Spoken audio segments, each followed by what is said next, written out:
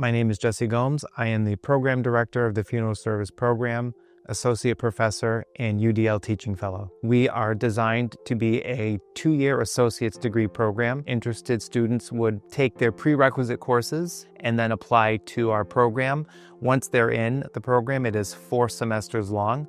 Everything that is available to a traditional learner is also available to an online learner. The online program is an opportunity for students who have rigorous schedules. It gives them a lot more flexibility. Same curriculum, same learning outcomes, same professors, same opportunities for hands-on when you have that callback opportunity when students have to come back to campus.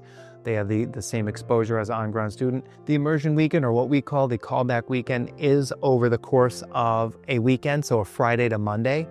Students would arrange for their own travel, transportation, and lodging and food when they come back here, and then we break the students into groups where they go through and do these particular checks or verifications, as we call them. It is one time during their program, their last semester, where they would come back and have that opportunity to interact with us so that they could have that verification by one of the practitioners here on campus. I teach mainly the sciences of this program. What that includes is embalming and thanatochemistry, the basics of ethics and OSHA, learning instrumentation in the preparatory embalming room. My name is Amanda Portelance, and I am an associate professor for the funeral service program.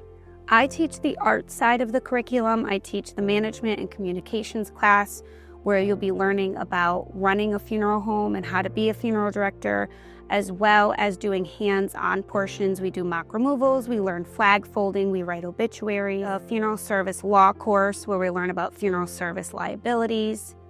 I teach the restorative art class, which is where you model facial features and learn about cosmetics and color theory.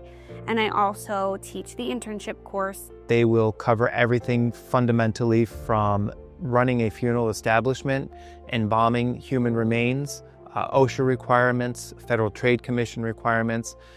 Within our program, we do offer 2 opportunities for students to get licensed as a crematory operator, one of which is through the Cremation Association of North America and the other through the National Funeral Directors Association.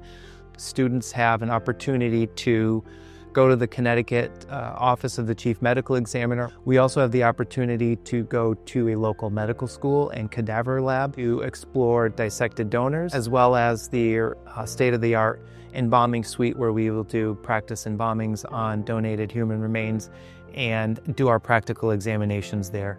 Students also go out into the clinical field, which is mainly done in clinical funeral home settings, where you're going to be applying all of the knowledge that you learn in our program into the field. Someone would want to become a funeral director because they want to help people.